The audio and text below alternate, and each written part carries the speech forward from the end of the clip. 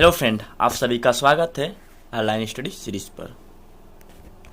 आज हमें पढ़ने वाले हैं क्लास 10th का चैप्टर रिफ्लेक्शन ऑफ लाइट। ये हमारा लेक्चर नंबर 2 है। लेक्चर नंबर 1 में हम लोग लाइट के इंट्रोडक्शन पढ़ लिए थे। लाइट का वर्क क्या होता है, इसका प्रॉपर्टी क्या होता है, ये हमें कैसे मदद करता है किसी ऑब्जेक्ट को देखने के लिए, ये सब उस वीडियो में पढ़ लिए थे। और हम लोग रिफ्लेक्शन ऑफ लाइट भी पढ़े थे और इसके रिलेटेड जितने भी बेसिक टर्मिनोलॉजी थे सब वो उस वीडियो में कवर कर चुके थे। और इसके साथ साथ हम लोग प्लेन मिरर के बारे में भी पढ़ लिए थे। और इस लेक्चर में हम लोग इससे आगे पढ़ेंगे, स्फेरिकल मिरर पढ़ेंगे और उसके कन्वेक्स मिरर के बारे में जानेंगे तो हल्का सा, और कनकेव मिरर के बारे में डिटेल पढ़ेंगे। इसलिए इस वीडियो को आप लास्ट तक देखिएगा, ये आपके लिए बहुत ही इंपॉर्टेंट होने वाला है। और आप इस चैनल पर नए हैं तो इस चैनल को सब्सक्राइब कर लीजिएगा और इस वीडियो को ज़्यादा से ज़्यादा शेयर करिएगा। आइए इस लेक्चर को स्टार्ट करते हैं। सबसे पहले जान लेते हैं हम लोग स्फेरिकल मिरर क्या होता है। If the reflecting surface is a part of hollow sphere then mirror is spherical mirror. अगर हमारा रिफ्लेक्टिंग सरफेस जो है वह हेलो स्फेयर का पार्ट है तो उसको हम लोग स्फेरिकल मिरर बोलेंगे। जैसे मान लीजिए आप हेलो स्फेयर का एग्जाम्पल देता हूँ आपको। अब बॉल देखें, क्रिकेट बॉल, ठीक वही हमारा हेलो स्फेयर का एक सटीक एग्जाम्पल है।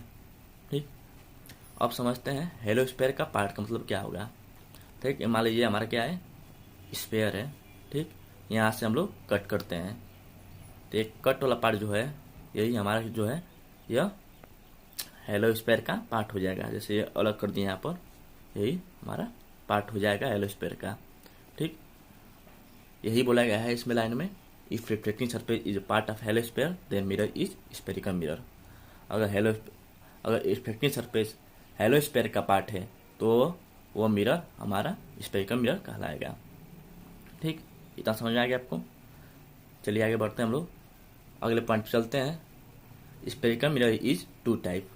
स्फेरिकल मिरर हमारा 2 टाइप का होता है। पहला जो होता है वो होता है कनकेव मिरर होता है और दूसरा जो होता है कन्वेक्स मिरर होता है। चलिए इन दोनों के बारे में हम लोग पढ़ते हैं क्या होता है ये दोनों।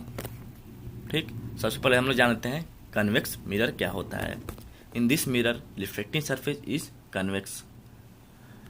इस मिरर में हमारा जो रिफ्लेक्टिंग सरफेस होता है वो हमारा कन्वेक्स होता है। ठीक, अब कन्वेक्स समझते हैं क्या होता है। जैसे हम आपको एग्जांपल देता हूँ स्पून का, जिससे हम लोग खाना खाते हैं। ये हमारा स्पून हो गया इस तरह। ठीक, ये जो बाहर वाला भाग है, ये वाला भाग, इसको हम लोग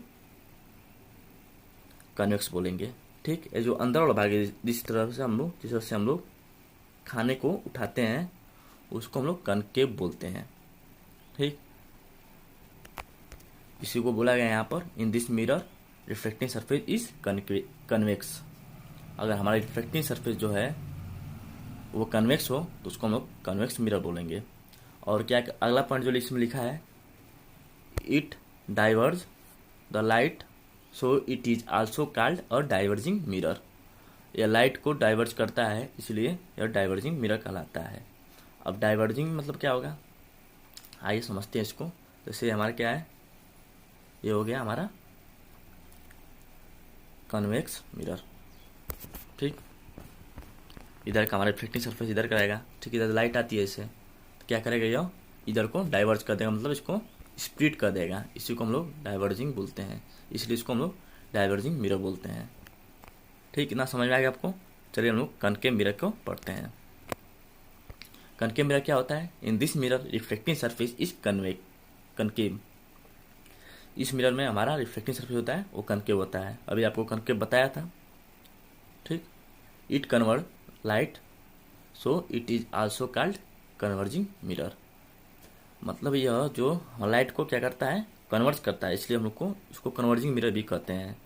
जैसे ये हो गया कनकेव मिरर। ठीक, हमारा इधर का सरफेस पॉलिश है, बाहर का सरफेस। ठीक, ये हमारा क्या है, रिफ्लेक्टिंग सरफेस इधर अंदर वाला।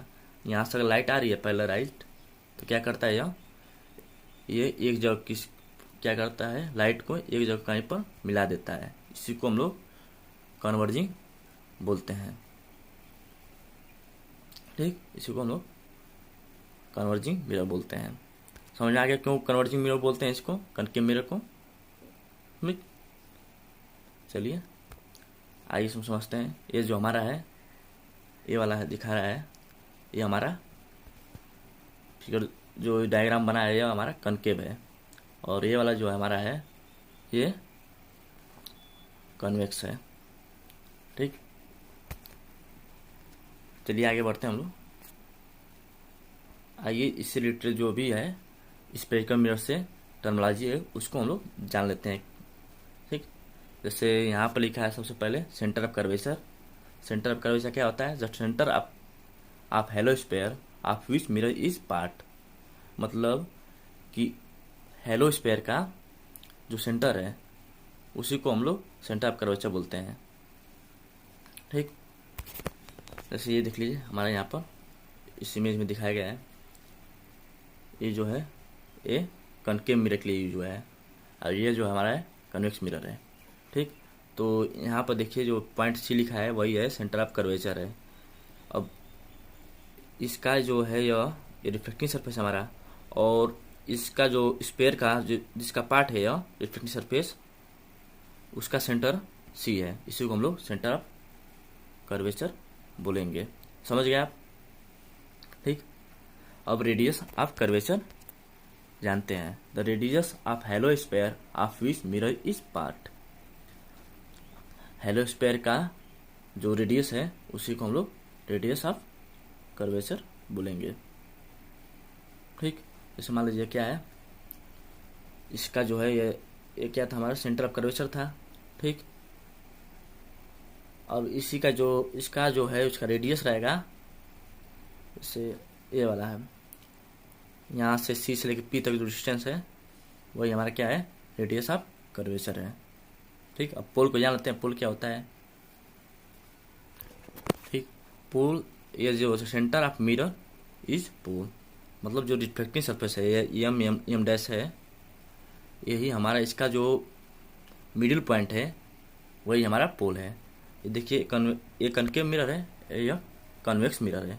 इसमें जो हमारा है यह भी हमारा पी यहाँ पर भी दिखा रहा है, इसमें देखिए इमेज को यहाँ पर भी पी दिखा रहा है, यही हमारा है पोल है।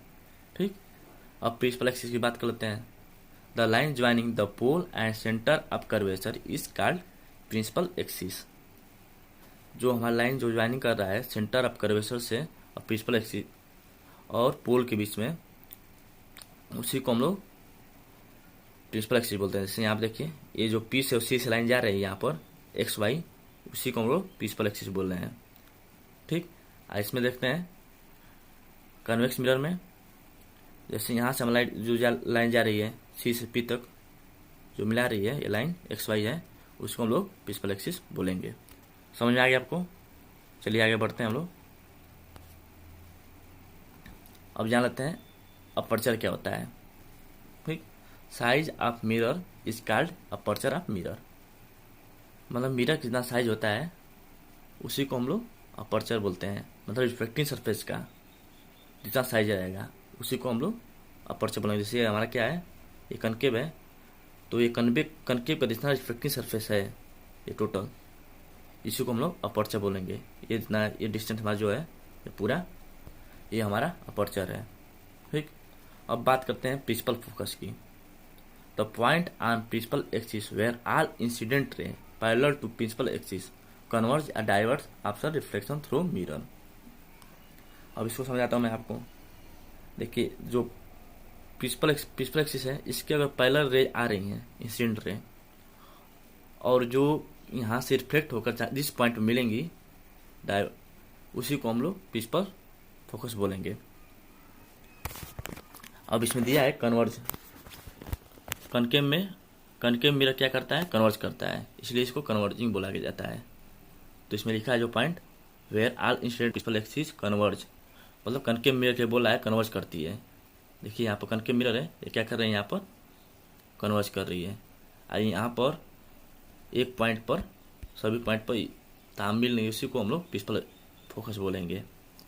अब इसका देख लेते हैं हम लोग कन्वेक्स मिरर में।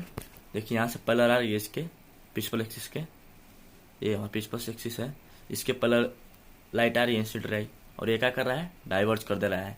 हम लोग जानते हैं, पिछले बता दिया था आपको, तो हम लोग डिफिनेशन पढ़ रहे थे इसका कि ये क्या करता है, कन्वेक्स मिरर हमारा डाइवर्ज करता है लाइट को, डाइवर्ज करता है। देखिए डाइवर्ज कर रहा है, यहाँ पर लाइट रेज कर रही है, ठीक। तो इससे जो मिलते हुए एपियर दिखाई दे रहा है कि यहाँ पर आई इधर जा रहा है, लेकिन इसको हम लोग अंदर की तरफ मिलाएंगे, अगर बाहर की तरफ इसकी लाइन हम लोग ज्वाइन करेंगे तो यहाँ पर मिलेगा एक जगह पर, इसी को हम लोग फोकस बोलेंगे, प्रिंसिपल फोकस। अब देखिए इसके कनकेव मिरर के केस में हम लोग प्रिंसिपल फोकस को हम लोग रियल फोकस बोलेंगे, और कन्वेक्स मिरर के केस में हम लोग प्रिंसिपल फोकस को हम लोग वर्चुअल फोकस बोलेंगे। क्योंकि देखिए यहाँ पर जो हमारा हो रहा है यह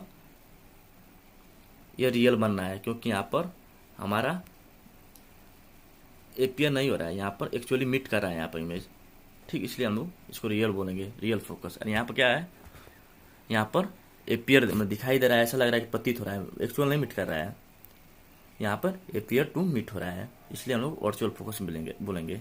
एक बार और सुन लीजिए इसको, कनकेव मिरर के केस में फोकस को हम लोग रियल फोकस बोलते हैं, और कन्वेक्स मिरर के केस में हम लोग फोकस को वर्चुअल फोकस बोलते हैं। समझ गए आप इतना, ठीक। चलिए हम लोग फोकल लेंथ के पास चलते हैं। फोकल लेंथ क्या होता है, the distance between pole and focus point is called focal length. Pole और फोकस के बीच में जो डिस्टेंस है उसको हम लोग फोकल लेंथ बोलते हैं। जैसे यहाँ से ये फोकस हमारा, ठीक, यहाँ दिखाई दे रहा है, और पोल के बीच में जितना डिस्टेंस है इसी को हम लोग फोकल लेंथ बोलते हैं, ठीक। देख लीजिए इसके केस में, देख लीजिए कन्वेक्स मिरर के केस में भी पी से लेकर अब तक जो डिस्टेंस आएगा उसको हम लोग फोकल लेंथ बोलेंगे। इतना आपको समझ में आ गया। चलिए आगे बढ़ते हैं। आइए हम लोग रिलेशन जानते हैं, relation between radius of curvature and focal length. तो क्या होता है हमारा, एफ इक्वल टू r/2 होता है, मतलब जो फोकल लेंथ होता है वो हमारा रेडियस ऑफ कर्वेचर का हाफ होता है, ठीक। इस पर एग्जाम्पल देख लेते हैं, क्या दिया example, if the radius of curvature of spherical mirror is 20 centimetre, what is focal length. Radius of curvature of spherical mirror का दिया है 20 सेंटीमीटर, पूछा है फोकल लेंथ क्या है, बस फार्मूला पर रखना है और आपको लगा देना है। तो हम लोग जानते हैं फार्मूला क्या होता है हमारा, एफ इक्वल टू r/2। तो फोकल लेंथ फाइंड करना है, तो रेडियस दे दिया 20 सेंटीमीटर, और तो फोकल लेंथ हम लोग फाइंड कर लेंगे फार्मूला रख के। तो रेडियस 20 मीटर दिया है तो 2 से डिवाइड कर देंगे, 10 सेंटीमीटर आ जाएगा। समझ आ गया आपको, ठीक है। चलिए आगे चलते हैं हम लोग। अब जानते हैं हम लोग rule for obtaining image form by concave mirror, ठीक। मतलब इसका कि क्या क्या रूल होता है, हम लोग इमेज कैसे फॉर्म करते हैं कनकेव मिरर के द्वारा, उसका रूल होता है, उसी को हम लोग जानेंगे अब, ठीक। तो पहला रूल होता है, a ray of light which is parallel to the principal axis of concave mirror passes through it focus after reflection from mirror. मतलब ये है कि अगर हमारा ray of light principal axis के पैरेलल जा रहा है तो वो क्या होगा, वह फोकस पाएगा, फोकस कट करेगा। देखिए यहाँ पर क्या, जैसे आप डायग्राम देख रहे हैं, ये हमारा क्या है, कनकेव मिरर है, इससे प्रिंसिपल एक्सिस के पैरेलल रे जा रही है हमारा, यह हमारा कहाँ कट करेगी, फोकस पर कट करेगी। ये हमारा रूल नंबर 1 है। आइए रूल नंबर 2 को जानते हैं। रूल नंबर 2 क्या क्या कर रहा है हमारा, a ray of light passing through the centre of curvature of a concave mirror is reflecting back along the same path, ठीक। अब इसका मतलब क्या है कि देखिए क्या कर रहा है कि रे ऑफ लाइट जो आ रही है हमारा, वो सेंटर ऑफ कर्वेचर से जा रही है अगर, ठीक, तो वह उसी पास से वापस चली जाएगी। अगर इंसिडेंट रे, देखिए इंसिडेंट क्या जा रही है, यहाँ से हमारा सेंटर ऑफ कर्वेचर से होकर गुजर रही है, ठीक। तो रिफ्लेक्टेड होने के बाद क्या करेगी, उसी पाथ पर वह चली जाएगी, ये हमारा रूल नंबर 2 है। ठीक, चलिए रूल नंबर 3 को जान लेते हैं। रूल नंबर 3 क्या कर रहा है? A ray of light passing through the focus of concave mirror become parallel to the principal axis after reflection. अगर रे ऑफ लाइट अगर फोकस के थ्रू जा रहा है, मतलब इसका कहने का मतलब इंसिडेंट रे अगर फोकस से होकर जा रही है तो वो क्या होगी? रिफ्लेक्टेड होने के बाद वह पैरेलल हो जाएगी प्रिंसिपल एक्सिस की। ठीक, ये देखिए हमारा कनकेव मिरर है ये वाला। ठीक, यहाँ से ये जो है हमारा ये प्रिंसिपल एक्सिस है। ठीक, ये हमारा पोल है, ये फोकस है और ये सेंटर ऑफ कर्वेचर है। अब इसमें रूल ये कर रहा है कि अगर मान लीजिए कोई इंसिडेंट रे आ रही है और फोकस होकर जा रही है, ठीक, और कनकेव मिरर पर गिर रही है तो क्या होगा? वो रिफ्लेक्टेड होने के बाद वह क्या हो जाएगा? प्रिंसिपल एक्सिस के पैरेलल हो जाएगा। ठीक, इतना समझ में आ गया? आइए रूल नंबर 4 को जानते हैं। रूल नंबर 4, ठीक, तो क्या कर रहा है इसमें? A ray of light which is incident at the pole of concave mirror is reflected back making the same angle with the principal axis. बहुत इंपॉर्टेंट रूल है ये। देखिए क्या कर रहा है? अगर हमारा इंसिडेंट रे पोल पर फॉल कर रही है, गिर रही है, तो क्या होगी? सेम एंगल बनाएगी। जितना इंसिडेंट रे के एंगल बना रही है यहाँ पर, उतना ही एंगल बनाते हुए यह भी रिफ्लेक्टेड हो जाएगी। समझिए एक बार और क्या कर रहा है कि कोई भी अगर इंसिडेंट रे किसी एंगल पर, किसी आई एंगल पर पी पर फॉल कर रही है तो क्या होगा? एंगल आई, रिफ्लेक्टेड एंगल है वह एंगल आई की इक्वल हो जाएगा। ठीक, या इस तरह एक और तरह समझ लीजिए इसको। देखिए क्या होगा? अगर जितना एंगल से ये इंसिडेंट रे पोल पर गिर रही है, रिफ्लेक्टेड होने के बाद उतना ही रिफ्लेक्टेड रे हमारा उतना ही एंगल से वो वापस चली जाएगी। ठीक, समझिए आप इतना? ठीक है, चलिए आपको रूल पूरा समझ में आ गया होगा, तो मैं आपसे यही उम्मीद करता हूँ। नहीं समझ में आया है तो कमेंट करके बताइएगा, या आप वीडियो को आप वापस करके देख लीजिए, आपको रूल एकदम समझ में आ जाएगा। ये गारंटी देता हूँ मैं, आपको समझ में आ जाएगा।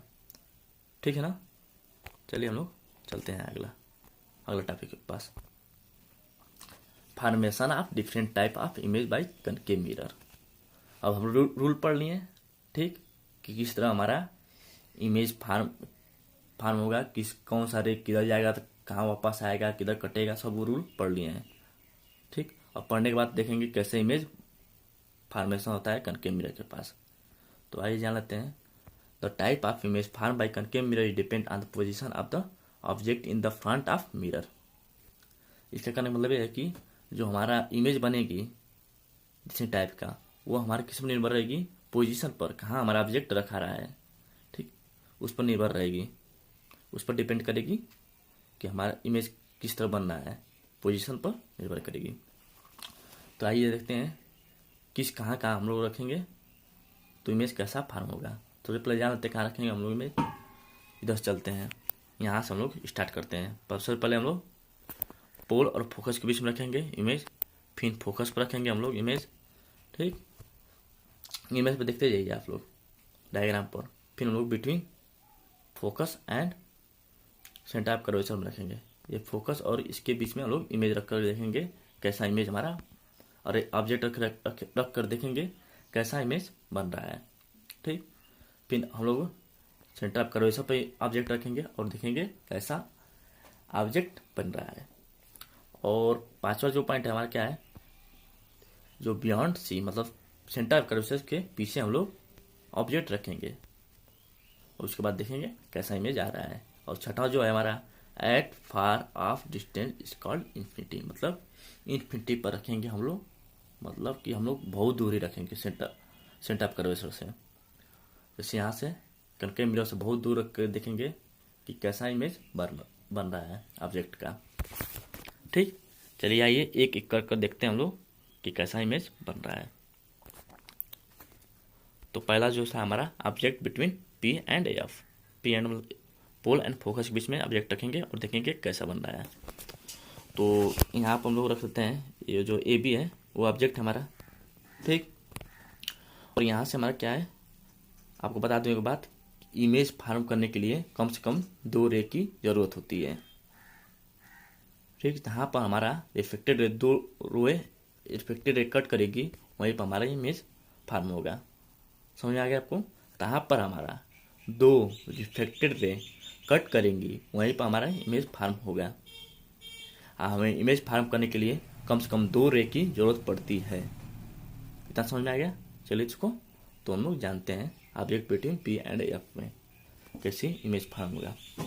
तो देख लीजिए ए बी जो हमारा यहाँ पर है वो क्या है, ऑब्जेक्ट रखा हुआ है। यहाँ से एक ये रे लिख लेगी ए डी वाला और एक ए ई लिख लेगी।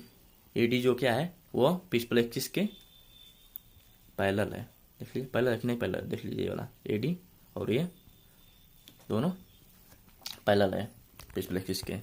तो क्या होगा, तो प्रिंसिपल एक्सिस के पैरेलल होता है तो क्या होता है, वह फोकस के रिफ्लेक्टेड होने के बाद फोकस से होकर गुजरती है। तो फोकस से होकर गुजर गई, ठीक।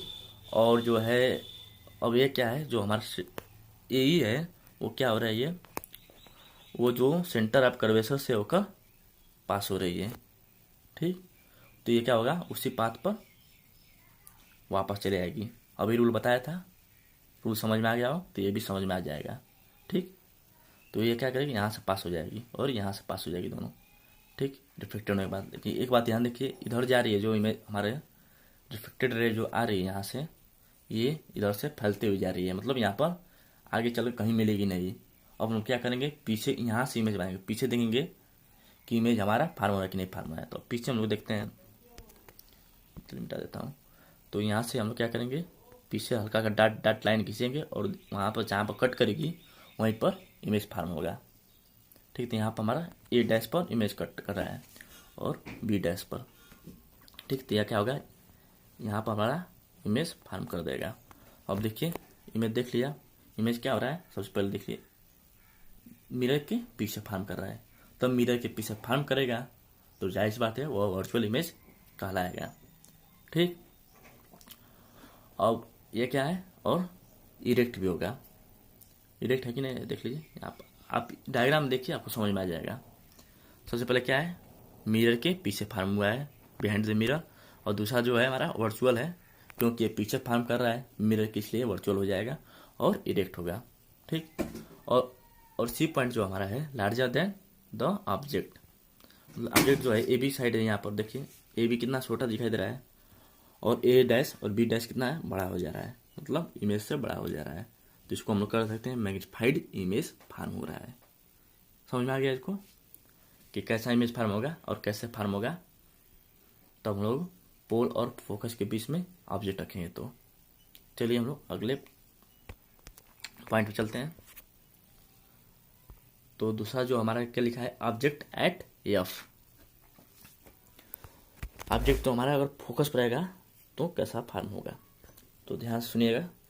देखिए ए बी जो है यहाँ पर वो हमारा ऑब्जेक्ट रखा हुआ है यहाँ पर फोकस पर, ठीक। तो यहाँ से एक पैरेलल इंसिडेंट रे लिख लेगी। ए डी जो है पैरेलल किसके, प्रिंसिपल एक्सिस से निकल रही है, ठीक। और तो यहाँ से अगर पैरेलल निकल रही है, एक पैरेलल निकलेगी और एक यह ए जो है वह सी से होकर निकलेगी, मतलब सेंटर ऑफ कर्वेचर से होकर निकलेगी, ठीक। अब देखिए रूल याद करिए आप लोग, रूल बताया था आपको भी कि अगर कोई भी इंसिडेंट रे प्रिंसिपल एक्सिस से पैरेलल होकर जा रही है तो क्या होगी, फोकस से होकर गुजरेगी, ठीक। तो समझ आ गया। और अगर सेंटर ऑफ कर्वेचर से होकर जा रही है तो वह रिफ्लेक्टेड होने के बाद भी उसी सेम पाथ पर वापस चले आएगी, आ रही है वापस। अब देखिए क्या हो रहा है यहाँ पर, ये जो दो लाइट है एक्स ए ई वाई और डी एक्स जो रे हैं वो क्या है, दोनों पैरेलल हैं, मतलब ना आगे मिलेगी मिरर के ना पीछे कहीं मिलेंगी।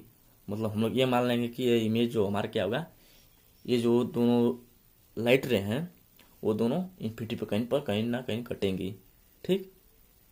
तो क्या होगा इमेज हमारा, हाँ अगर रे कटती है वहीं पर हमारी इमेज फार्म होता है, तो इमेज हमारा क्या फार्म होगा, इन्फिनिटी फार्म होगा।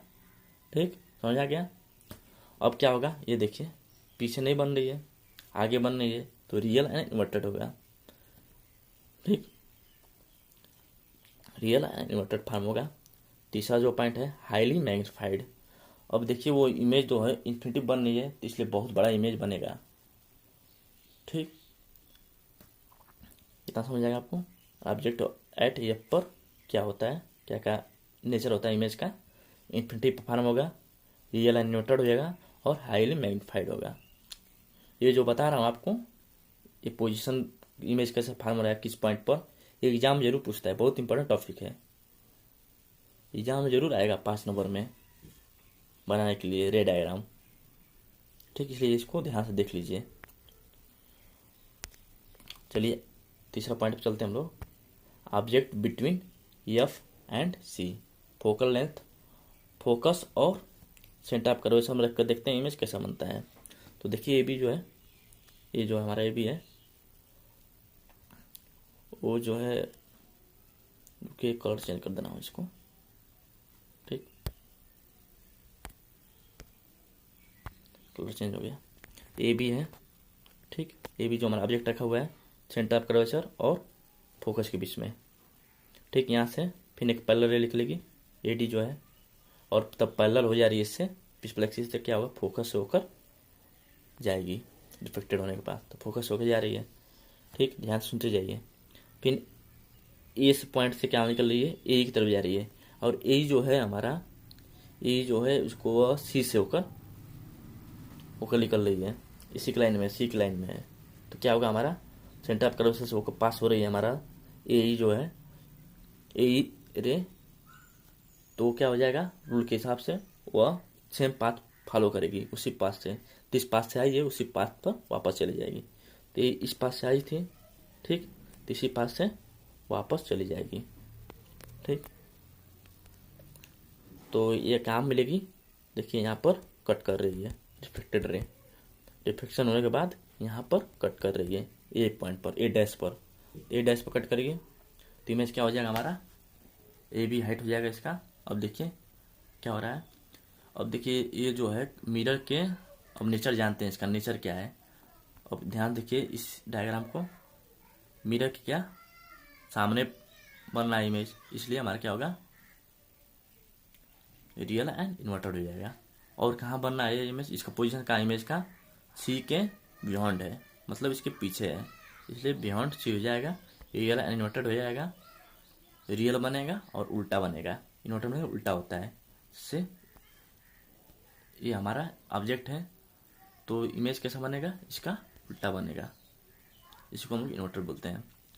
वैसे आपको मैं एक एक रियल वर्चुअल इमेज सब पहला लेक्चर में बता दिया हूँ, उस लेक्चर को जाकर जरूर देखिएगा, उसमें बहुत ही इम्पॉर्टेंट टर्मिनोलॉजी बताया हूँ आपको।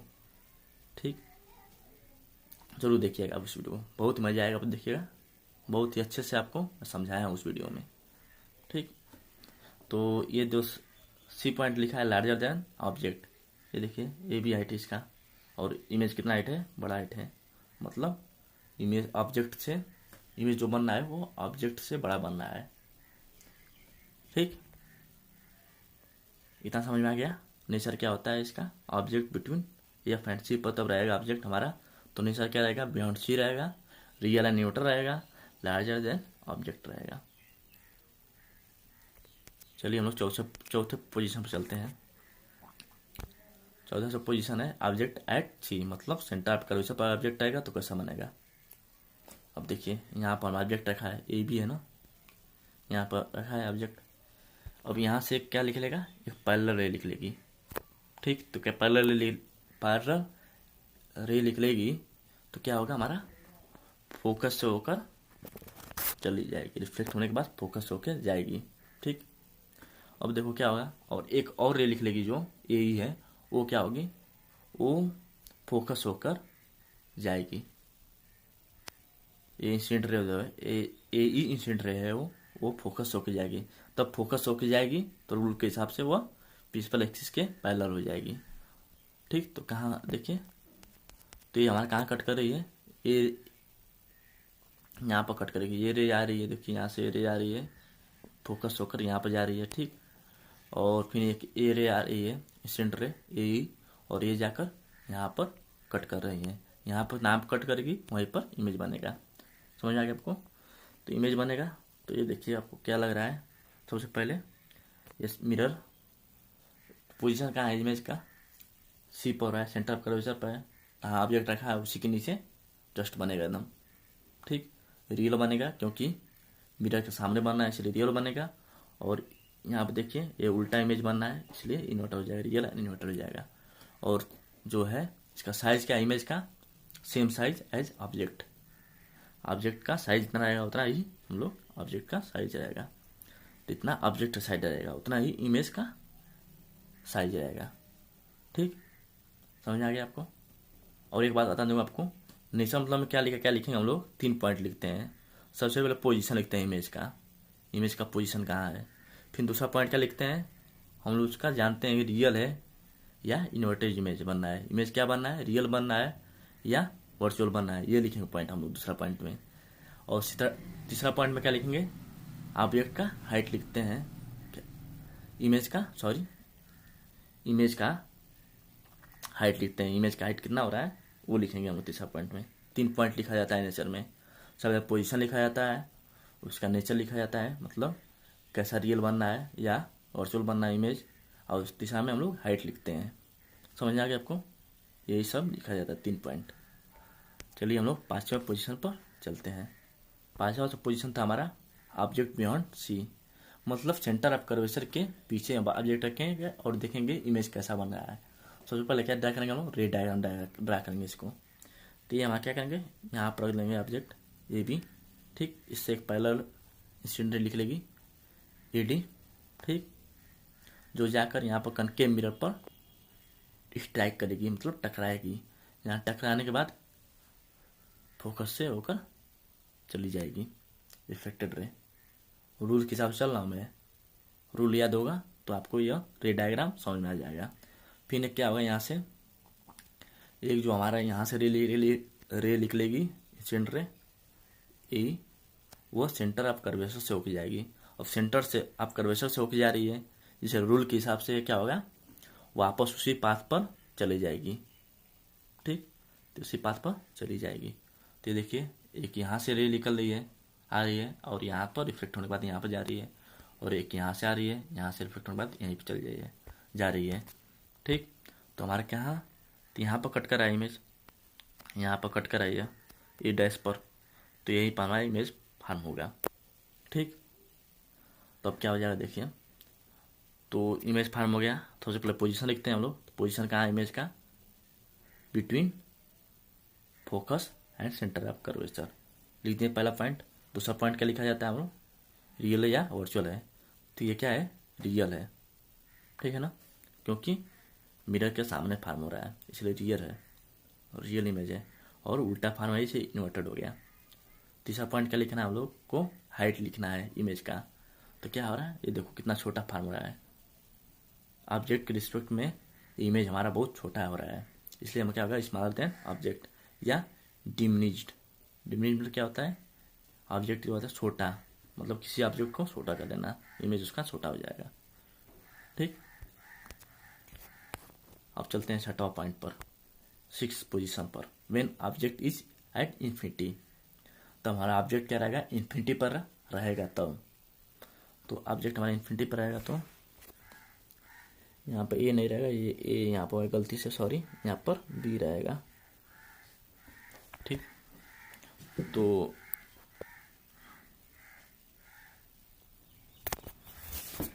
यहाँ से रे निकलेगी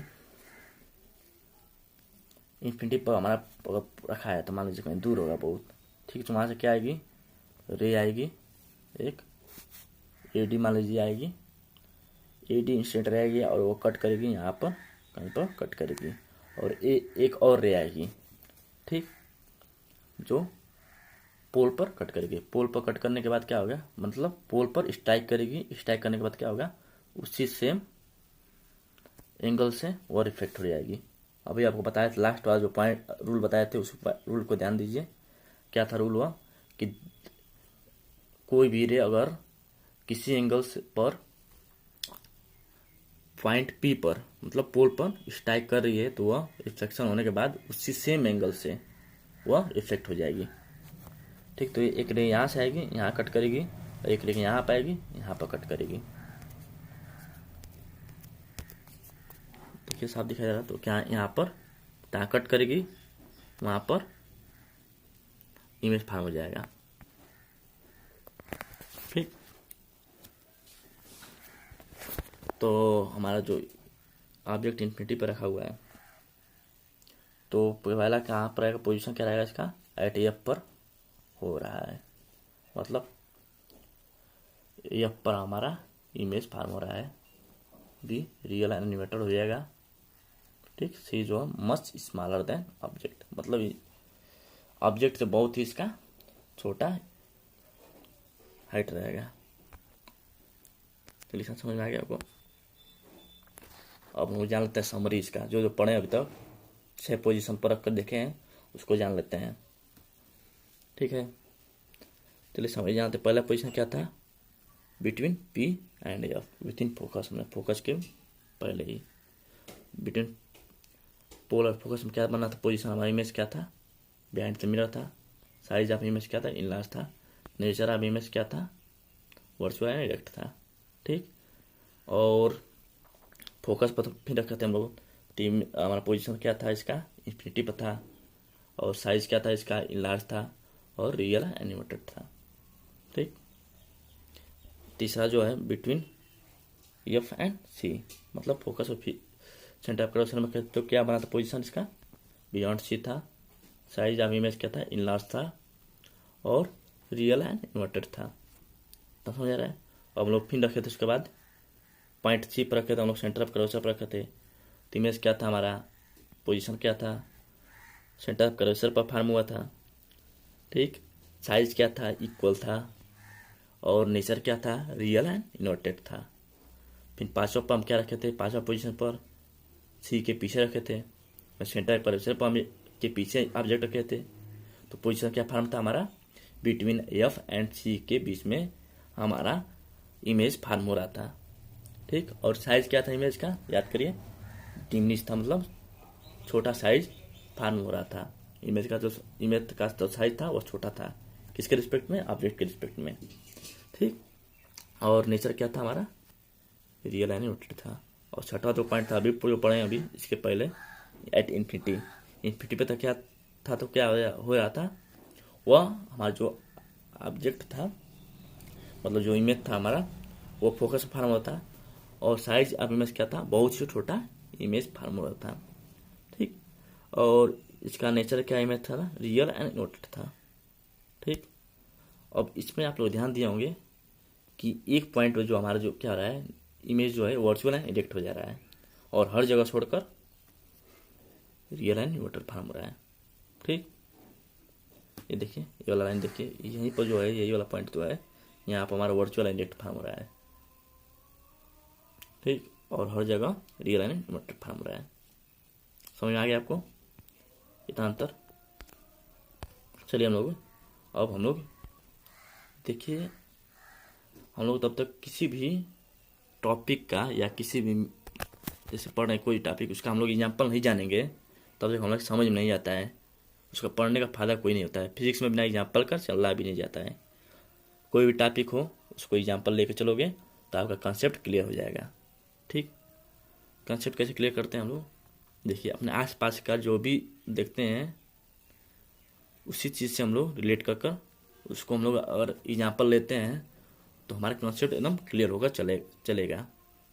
ठीक, कंसेप्ट में कोई दिक्कत नहीं होगा, आप कंसेप्ट में क्लियर रहेंगे और उस टॉपिक को आपको भी भूलेंगे नहीं, अगर आप अपने निजी जीवन से रिलेट कर रहे हैं तो टॉपिक को। देखिए सबसे पहले कहाँ यूज होता है, टॉर्च में यूज होता है। ठीक, टॉर्च में क्यों यूज होता है, क्योंकि वो क्या करता है, लाइट को फोकस पर लेकर जाता है, और फोकस वहाँ से फोकस कर देता है, मतलब वो वहाँ से उसको दूर इमेज बनाएगा, मतलब उसको और दूर भेज देता है। लाइट यहाँ पर हल्का से बढ़ता है, यहाँ पर चलता है, यहाँ से लाइट इस तरह रहता है, और यहाँ पर लाइट रखा है तो यहाँ से क्या करेगा, यहाँ से रिफ्लेक्ट कर देगा, यहाँ पैरेलल बीम जाएगी और दूर तक लाइट रे जाएगी। समझ आ गया? ठीक। और यूज टॉर्च में, सर्च लाइट में, हेडलाइट आप व्हीकल में, मतलब जो व्हीकल आपके सामने होगा, बाइक रखे होंगे, उसमें भी यूज होता है। Use to see large image of face as saving.